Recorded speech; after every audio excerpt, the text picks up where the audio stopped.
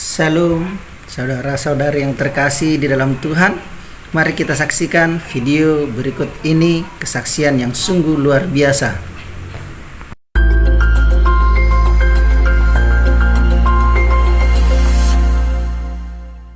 Oh, boleh cerita, Bu, apa yang membuat Ibu bisa menerima Yesus sebagai Tuhan dan Juru Selamat? Waktu itu saya mimpi, karena dari kecil saya kan hidup dengan nenek. Nenek saya itu selalu bilang, kalau saya tanya, siapa yang bikin manusia? Nenek saya bilang manusia itu berasal dari kera gitu. Kita keturunan kera gitu. Terus saya nggak puas. Saya bilang, masa sih kita ini kan manusia kok disamakan dengan kera? Terus nenek saya bilang, iya memang kita keturunan Darwin gitu. Tapi saya nggak puas. Waktu saya kelas 5, saya tanya lagi, yang bikin sebelum ada pohon-pohon ini, pohon pertama itu siapa yang bikin? Dia bilang, kamu tuh masih kecil, pertanyaanmu terlalu jauh, nanti kamu bisa gila gitu. Jadi saya juga nggak puas. Tapi waktu saya ke kos, kerja sama satu pekerjaan dengan suami saya itu ceritanya punya Alkitab. Alkitabnya itu saya sembunyikan. Setelah disembunyikan, suami saya saya panggil dulu JJ. Dia pergi ke gereja. Terus saya pikir kalau dia nggak bawa Alkitab, dia nggak ke gereja. Tapi setelah saya baca, saya membaca di situ, pada awalnya Tuhan menciptakan langit dan bumi dan segala isinya. Jadi di situ saya mulai jatuh cinta. Saya bilang, loh, ini kan ada Alkitabnya orang Kristen menjelaskan bahwa manusia itu diciptakan oleh Tuhan, bukan keturunan kera gitu. Dari situ saya jatuh cinta. Setelah saya baca seterusnya, tahu saya satu minggu itu mimpi 3 kali. Mimpi apa, Mbak? Mimpi ada orang yang tangan berjubah putih. Saya berjalan di padang gurun yang indah banget kanan kirinya, tapi ujung-ujungnya itu ternyata rawa-rawa. Saya masuk ke dalam rawa-rawa, tapi saya diambil orang pakai baju jubah putih gitu. Waktu saya diangkat itu, saya dibersihkan, saya ditunjukkan jalan kecil gitu, ada rumah. Waktu itu kan saya tidak ngerti gereja itu kayak apa. Saya pikir rumah itu ada salib itu, saya nggak ngerti itu bahwa itu gereja. Tuhan tunjukkan tangannya seperti gitu, saya disuruh diarahkan ke sana, tapi tidak ada pembicaraan, tapi saya tahu kamu jalannya harus ke sana gitu. Nah, waktu saya itu pertama, hari kedua begitu lagi, pokoknya satu minggu itu 3 kali saya mimpi. Awalnya segini, saya masuk rawa-rawa, kedua segini, ketiga itu saya udah hampir menutupin mata. Itu Tuhan angkat saya di situ, saya nggak ngerti ini mimpi apa. Saya pikir kalau orang Bali bilang, itu bunganya orang tidur gitu ya. Akhirnya saya sudah, saya anggap angin lalu gitu saja. Terus tahu-tahu ada gembalanya suami saya itu besok. Dia bilang, kapan-kapan kamu main ke tempat tante ya. Kamu bisa main sama tante punya anak seumuran kamu. Waktu saya pergi ke sana, singkat cerita saya pergi ke sana, tahu-tahu saya ngelihat kalender Tuhan Yesus yang naik ke surga gitu ya. Kalender itu saya tanya, itu apa sih nama anaknya itu Anne? Nah, itu apa? Yang di kalender itu siapa? Saya tanya. Oh, itu Tuhannya kita. Tuhannya kita maksudmu siapa? Tuhannya siapa yang mau percaya dengan Tuhan itu adalah Tuhan Juru Selamatnya gitu. Saya cuma diem, kenapa saya memimpikan Tuhannya orang Kristen gitu. Kenapa dia yang datang buat saya? Akhirnya, singkat cerita saya penasaran terus. Akhirnya saya memutuskan untuk saya ikut Tuhan Yesus. Nah, waktu itu saya dimusuhin keluarga besar saya semua tidak suka dengan saya karena saya mengambil keputusan itu. Tapi saya cuma berdoa, saya ingat firman Tuhan katakan, satu orang diselamatkan, maka seisi rumahmu akan diselamatkan. Itu saya pegang terus. Setiap ada keluarga saya yang benci saya, yang tidak suka dengan saya doakan. Saya bilang, Tuhan, karena dia mengasihi saya, maka dia benci dengan saya. Saya tahu kebenciannya dia itu bukan karena dia tidak suka, karena dia mengasihi saya. Saya mohon Tuhan, tolong jamah dia, selamatkan juga dia seperti Engkau menyelamatkan saya gitu. Itu terus saya bawa dalam doa, walaupun mereka tidak mengakui saya tetap mengasihi mereka. Sekalipun mereka membenci saya nggak boleh pulang, saya tetap pulang. Kalau ada yang sakit, saya kunjungin terus seperti itu berlanjut. Akhirnya keluarga saya, orang tua saya semua ikut Tuhan. Dengan 14 tahun kemudian, ya orang tua saya, suami istri, adik-adik saya, walaupun saya nggak punya saudara kan 6, yang 4 ikut, yang 2 karena mereka sudah nikah di kampung. Saya yang 4, bahkan yang 1 sudah jadi pendeta, jadi yang lain sudah melayani Tuhan tetap di gereja sebagai majelis melayani Tuhan. Itu karena mimpi saya yang terus mengingatkan saya. Jadi jalan yang saya lalu itu begitu indah, kanan kiri ternyata ujungnya maut gitu loh. Ujungnya itu rawa-rawa, kan itu maut. Buat orang lain tidak bisa menolong saya, hanya Tuhan yang bisa nolong saya. Saya tahun 78 di Bali. Iya Pak. Bekalnya putus asa karena jadi pegawai negeri. Saya sudah berupaya, berikhtiar untuk cari orang pinter.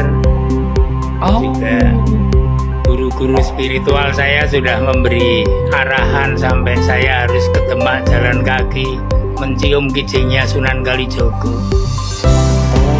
supaya menjadi pegawai negeri, tapi rupanya nggak bisa juga. Nggak tahu ya, waktu zaman saya kok seneng jadi pegawai negeri, gagal jadi pegawai negeri. Kemudian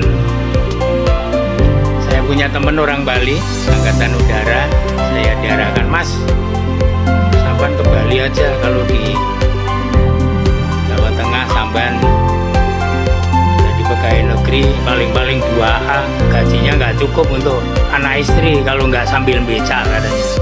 Wah, itu kayak cambuk buat saya. Ya oke, kalau gitu gimana? Udah ke Bali aja, kalau ke Bali masa depan cerah. Oh baik, oke.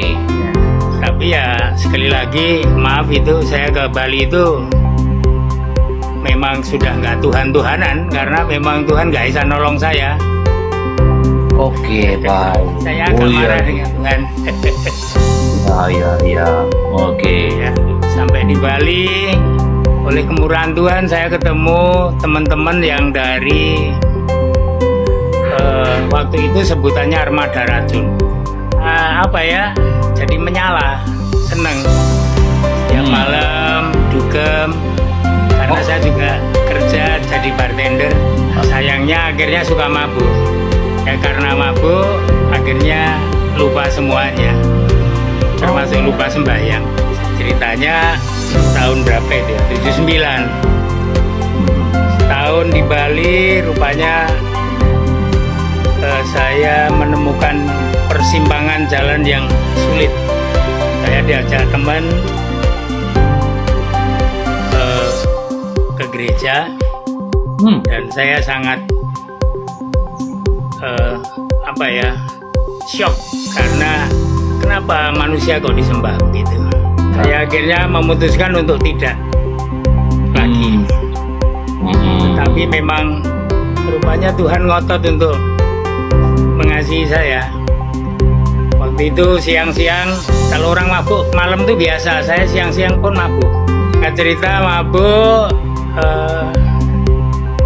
nabrak mau pulang ke kos-kosan, saya nabrak tembok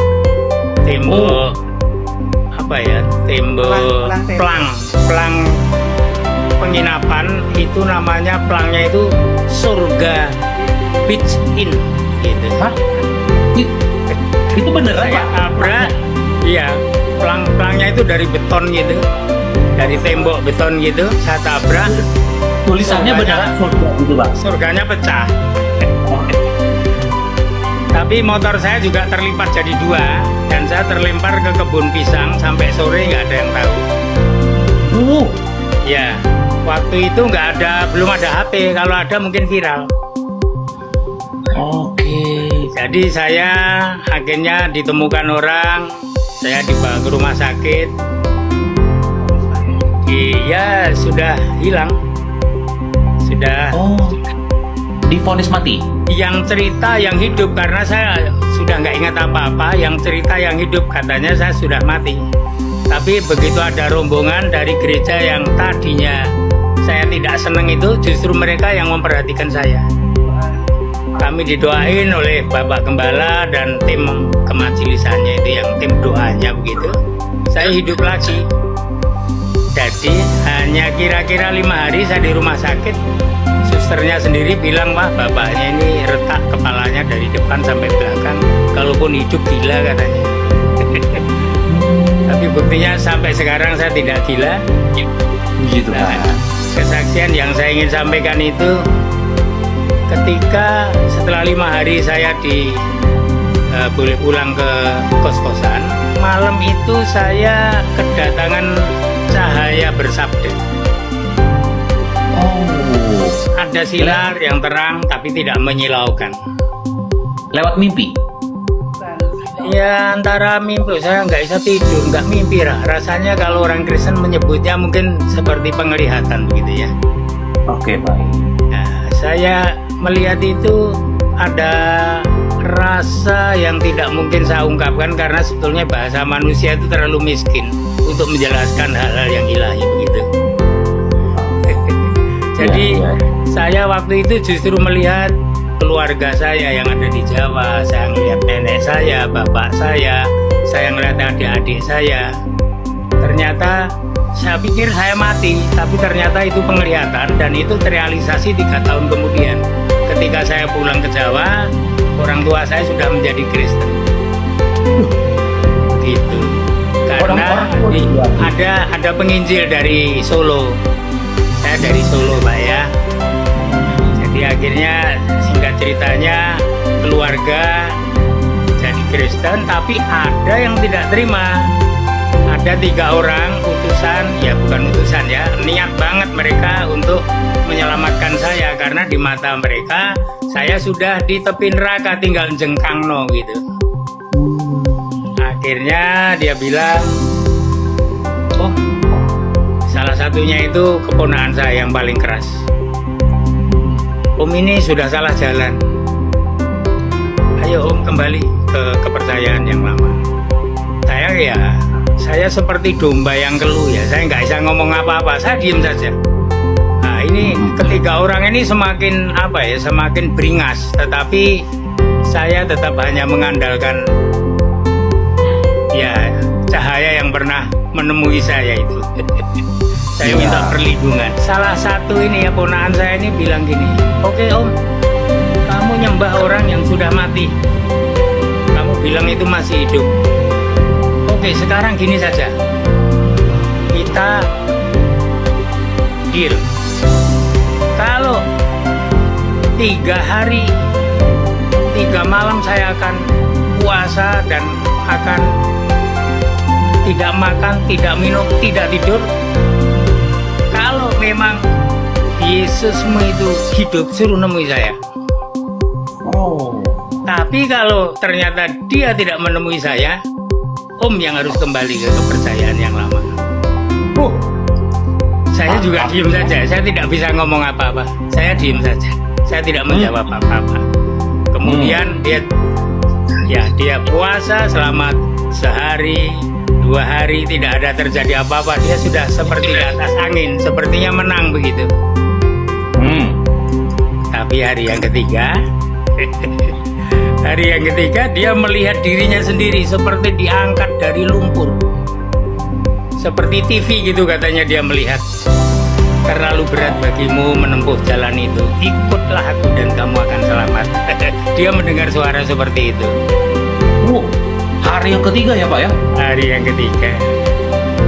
Di rumah? Saat itu dia langsung, saat itu pula saya tidur di lantai 2, dia lari, kemudian dia memeluk kaki saya. Maafkan saya Om, saya ketemu dia, sambil nangis-nangis.